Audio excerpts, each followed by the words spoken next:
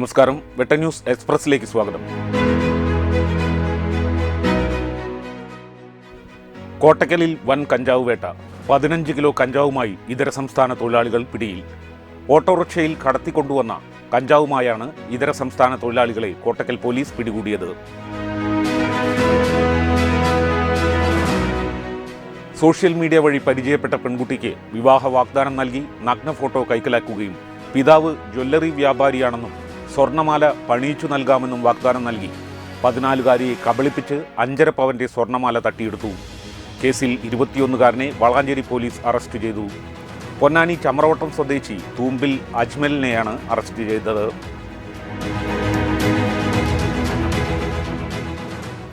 KT ജലീലിനെതിരെ വീണ്ടും PK Firoz.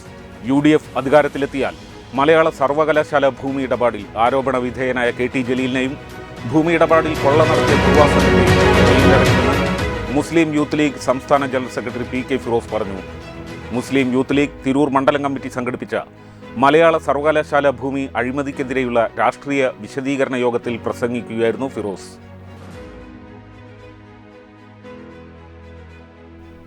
ഈഴുവത്തുരുത്തി കുടുംബാരോഗ്യ കേന്ദ്രം മെഡിക്കൽ ഓഫീസറെ കോൺഗ്രസ് പ്രവർത്തകർ ഉപരോധിച്ചു. പരിരക്ഷാ വാഹനം വാങ്ങുന്നതിന് വേണ്ടി അനുവദിച്ച 7 ലക്ഷം രൂപ പൊന്നാനി നഗരസഭയെ മെഡിക്കൽ ഓഫീസർ രേഖപ്രകാരം അറിയിച്ചില്ലെന്ന നഗരസഭാ ചെയർമാന്റെ പ്രസ്താവനയെ തുടർന്നാണ് മെഡിക്കൽ ഓഫീസറെ ഉപരോധിച്ചത്.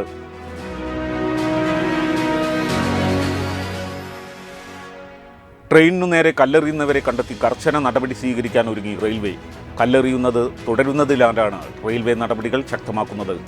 വന്ദേ ഭാരത് ഉൾപ്പെടെയുള്ള ട്രെയിനുകൾക്ക് നേരെയാണ് കല്ലെറിയൽ നടക്കുന്നത്. 2025 പ്രവാസി ദോഹ ബഷീർ പുരസ്കാരം കോഴിക്കോട് മെഡിക്കൽ കോളേജിലെ പാലിയേറ്റീവ് കെയറിൻ്റെയും WHO കൊളാബറേറ്റിംഗ് സെൻ്ററിൻ്റെയും ഡയറക്ടറായ ഡോക്ടർ K സുരേഷ് കുമാറിന്. പുരസ്കാരം നാളെ തിരൂർ തുഞ്ചംപറമ്പിൽ വെച്ച് ജൂറി ചെയർമാൻ വൈശാഖൻ അവാർഡ് ശില്പം സമ്മാനിക്കുമെന്ന് സംഘാടകർ വാർത്താസമ്മേളനത്തിൽ പറഞ്ഞു.